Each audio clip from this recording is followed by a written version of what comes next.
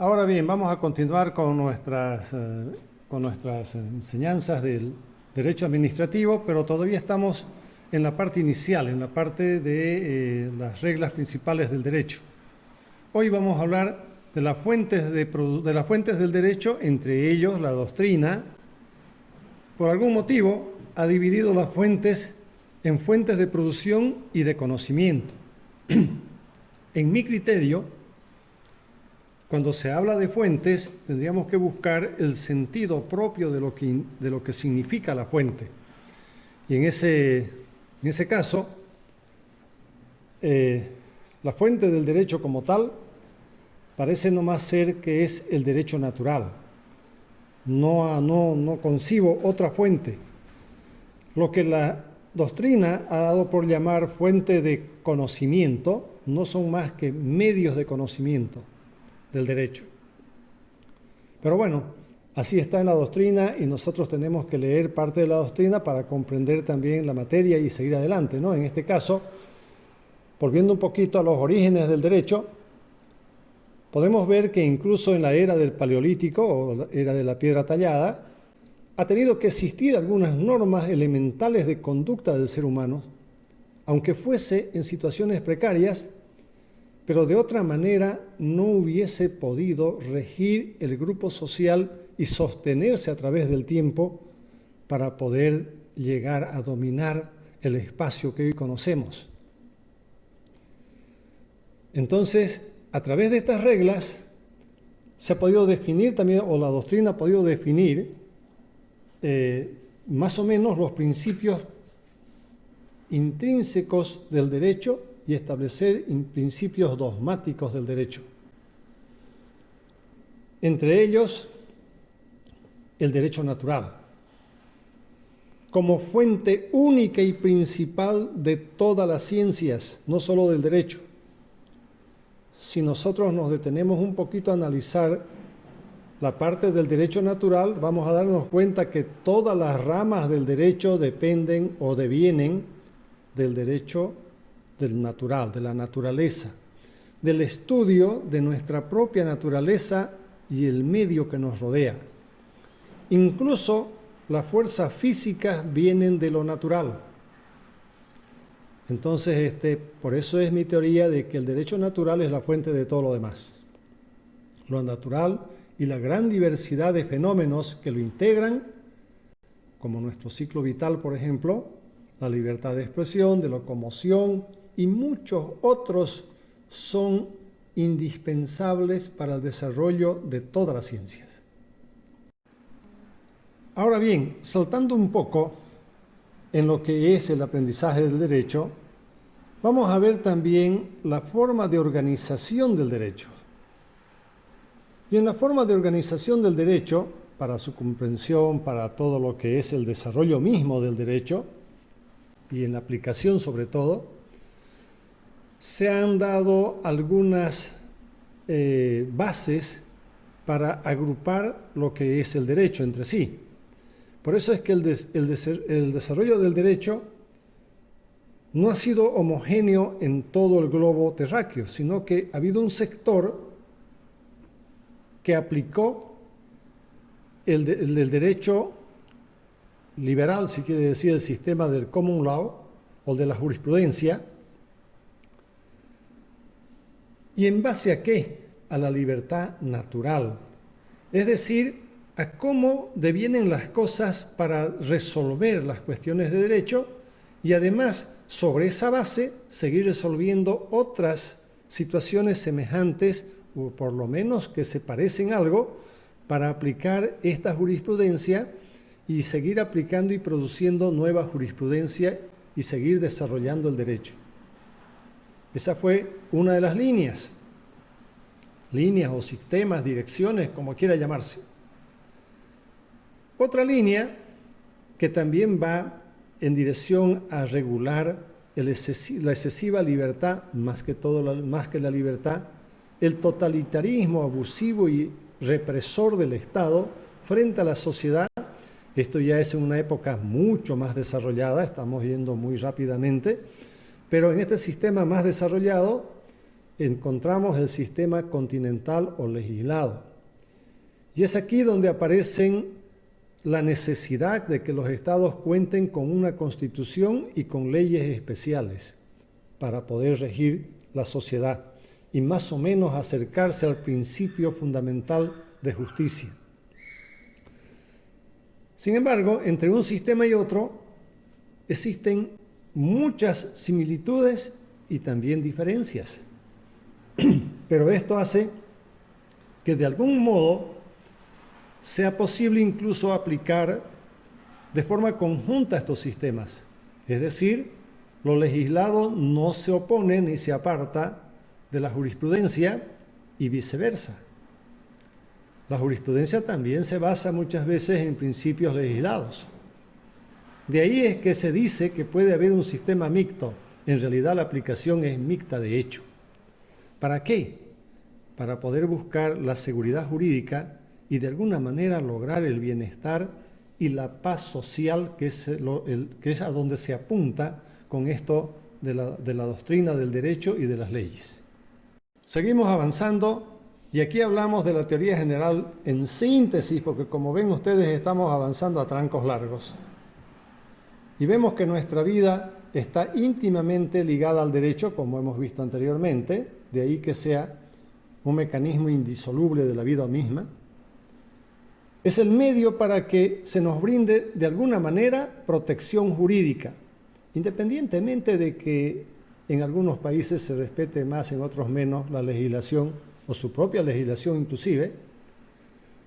Pero desde que somos concebidos, los seres humanos, es decir, desde antes de nacer y hasta después de la muerte, estamos protegidos por una normativa. En nuestro caso, los bolivianos, tenemos unas reglas de oro en el Código Civil.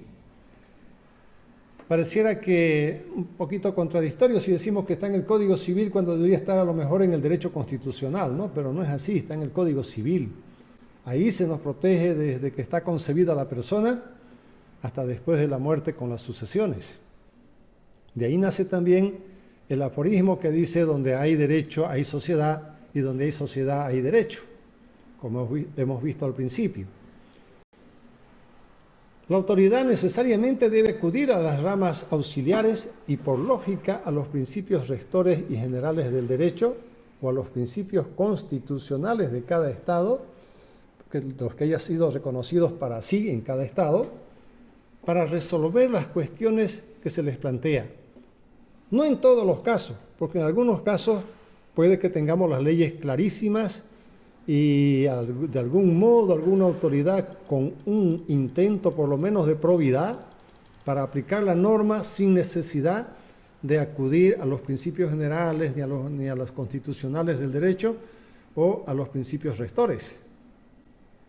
Pero un buen jurista, un buen abogado o un buen tribunal, cuando se presentan casos complejos, debe acudir a estos principios para encontrar más o menos lo que más se acerque a la justicia y resolver. Sin embargo, los conceptos que acabamos de decir quedan pequeños al definir al derecho, ya que en realidad el derecho es solo una teoría de pensamientos abstractos, contradictorios en algunos casos y fugaces en otros. ¿Por qué digo abstractos? Porque son difíciles de comprender, de conocer íntegramente. Y tiene razón de que sea así, en el sentido de que aquella ciencia que ya no se puede seguir investigando está destinada a perecer. Y esta ciencia del derecho no tiene todavía atisbos de estar en ese punto. ¿Son contradictorios? Sí, señor, porque resulta que lo que para nosotros parece ser lo justo, a lo mejor para otro grupo social no lo es. O incluso en la familia, dentro de la familia, fíjense ustedes, para algunos puede parecer justo lo que está haciendo y para otros injusto. Y son fugaces, no todos, salvo aquellos dogmáticos que permanecen en el tiempo, o que deben permanecer, o que sus cambios son casi innotables. En los demás casos, lo que hoy es y debe ser concebido como derecho, mañana no lo será, o antes no lo fue.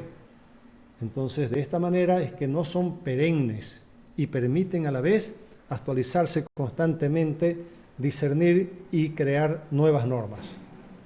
Entonces, vamos a preguntarnos, y yo creo que todo el mundo debería preguntarse, ¿qué es el derecho en sí? De acuerdo a la investigación que hemos podido realizar para elaborar esta norma, esta obra, hemos dicho ya que es inteligible. No es pasible de apropiación definitiva. ¿Por qué? Porque no cuenta con una estructura ni existencia fáctica. Entonces, son pensamientos abstractos. Son una idea de sentimiento, de creencia y de cultura que se plasma en un determinado momento. Pero sin él, sin el derecho, no gozaríamos de una sociedad organizada y probablemente no podríamos coexistir porque nos habríamos exterminado unos a otros. Por esto es que nos arriesgamos a decir que el derecho, por un lado, es el producto del reconocimiento humano a los fenómenos que rigen la naturaleza, porque de ahí deviene, de la naturaleza misma. De ahí devienen los derechos humanos, de ahí deviene el derecho constitucional. Lean con calma estas normas y se van a dar cuenta que lo único que hemos hecho es percibir los derechos que nos corresponden por el mismo hecho de ser humanos. Y por otro lado, es un producto dinámico y cambiante, como hemos acabado de explicar, cargado de mucha cultura que nos permite vivir en sociedad. Esta es una conclusión propia que he llegado a sacar a través de la investigación que realicé. ¿Por qué? Porque a veces nos perdemos en la doctrina y adoptamos la postura de otros, pero cuando uno ya empieza a leer y a adoptar su propio conocimiento, por lo menos yo he llegado a esta conclusión. Y efectivamente, en general, viene a ser una especie de paraguas que nos protege de la arbitrariedad, tanto de la autoridad como del ejercicio abusivo de los derechos individuales y sociales. Muy especialmente en nuestro medio, cuando se aplica la ley para todos, cumple con esta función. Por supuesto que no cumplirá si las autoridades no cumplen ni hacen cumplir el derecho. Ahora bien, ¿el derecho como ciencia qué es? Bueno, el derecho como ciencia puede y debe ser concebido como una unidad, una rama del saber. Pero eso no implica, o no es menos cierto, que para su estudio, comprensión y sobre todo para su mejor aplicación en el ejercicio real de cada estado o de cada departamento, incluso en cada municipio, porque estos municipios tienen reglas propias, los departamentos también deberíamos tener, si estamos viviendo de una forma desconcentrada, diríamos así, mejor si es autónoma, ojalá llegáramos a eso. Lo tenemos en la teoría, pero en la práctica falta mucho. Entonces, para esto se divide por áreas o por materias, si ustedes quieren, pero a veces en una sola área hay varias materias. En todo caso, la doctrina ya lo ha dividido de esta forma. Derecho público, dice, que regula los vínculos que se establecen entre los individuos y las entidades. Ahí está el derecho constitucional, por supuesto. La gran mayoría de su normativa, el derecho constitucional, es de orden público. El derecho procesal, en su gran mayoría, es de orden público, salvo algunas pequeñas reglas que permiten la libertad y la autonomía de los particulares. El derecho internacional público, como su nombre lo indica.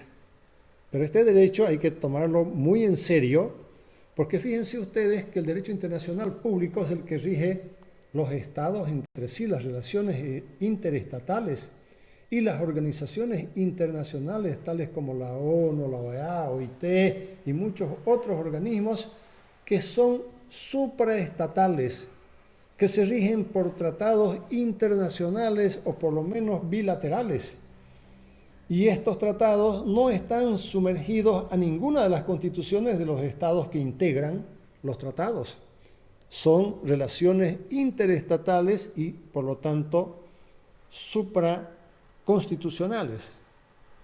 Es decir, nadie está sometido a la constitución de otro, sino al tratado que ha suscrito. Bien, el derecho penal. El derecho penal tiene algunas pequeñas cositas que ha dicho, estas serán de orden privado, todo lo demás es de orden público. Y en el derecho administrativo, por su naturaleza, es de orden público. Esta es la rama que vamos a tratar en adelante. Todavía estamos viendo las bases previas para recién internarnos en lo que es el derecho administrativo. Otra área o división dentro de esta división que hemos visto, el privado. Hemos visto el público, ahora el privado. ¿Y qué ramas pertenecen al privado? Estas regulan las relaciones jurídicas entre las personas individuales o colectivas, pero de orden privado, de orden particular. Entre esas tenemos como principal el derecho civil. Inicialmente abarcaba casi todas las normas y ramas del derecho. De él se desprendieron poco a poco incluso reglas de derecho constitucional. Por eso es considerada la madre del derecho, la rama civil, el área civil. Luego, de él se desprendió también el derecho de familia, que es de orden público en su gran mayoría, con algunas pequeñas cosas que son de orden privado particular, porque las partes también pueden conciliar entre sí, la autoridad no le queda más remedio que, digamos, homologar esa conciliación y formalizarla. En el derecho mercantil es de orden privado, por lo general, de orden privado.